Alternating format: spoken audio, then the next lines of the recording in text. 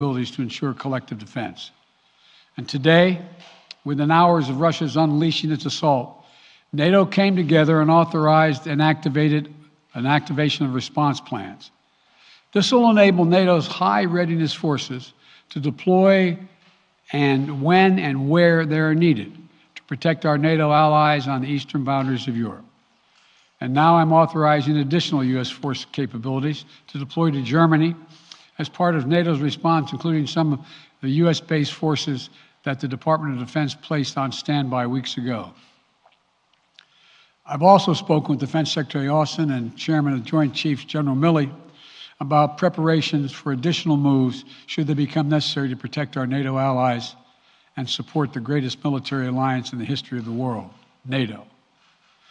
As we respond, my administration is using the tools, every tool at its disposal, to protect American families and businesses from rising prices at the gas pump.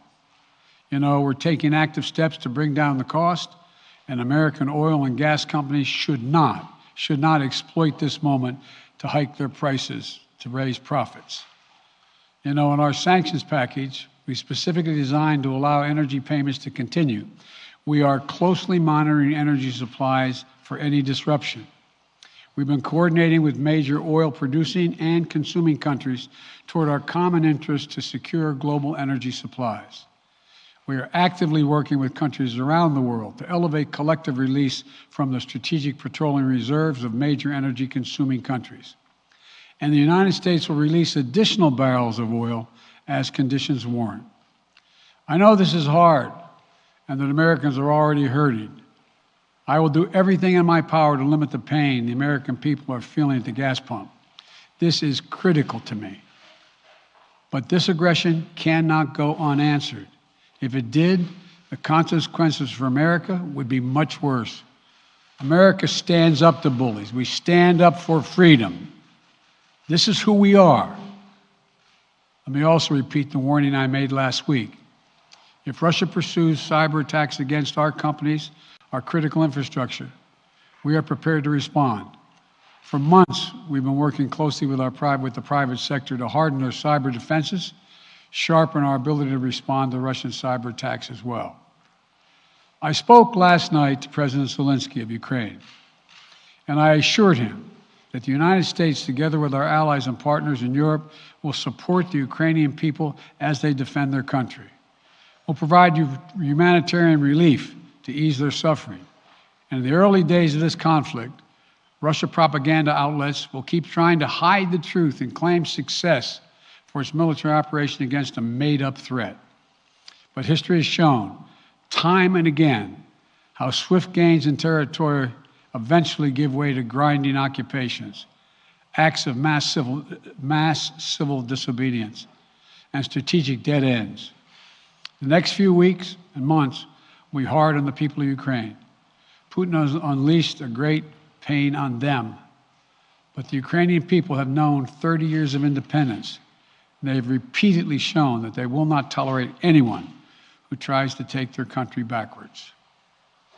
This is a dangerous moment for all of Europe, for the freedom around the world. Putin has committed an assault on the very principles that uphold the global peace. But now, the entire world sees clearly what Putin and his Kremlin allies are really all about. This was never about a genuine security concerns on their part. It was always about naked aggression, about Putin's desire for empire by any means necessary, by bullying Russia's neighbors through coercion and corruption, by changing borders by force, and ultimately by choosing a war without a cause. Putin's actions betray his sinister vision for the future of our world, one where nations take what they want by force. But it is a vision that the United States and freedom-loving nations everywhere will oppose with every tool of our considerable power. The United States and our allies and partners will emerge from this stronger, more united, more determined, and more purposeful. And Putin's aggression against Ukraine will end up costing Russia dearly, economically and strategically. We will make sure of that. Putin will be a pariah on the international stage. Any nation that countenances Russia's naked aggression against Ukraine will be stained by association. When the history of this era is written, Putin's choice to make a totally unjustifiable war on Ukraine will have left Russia weaker and the rest of the world stronger. Liberty, democracy, human dignity, these are the forces far more powerful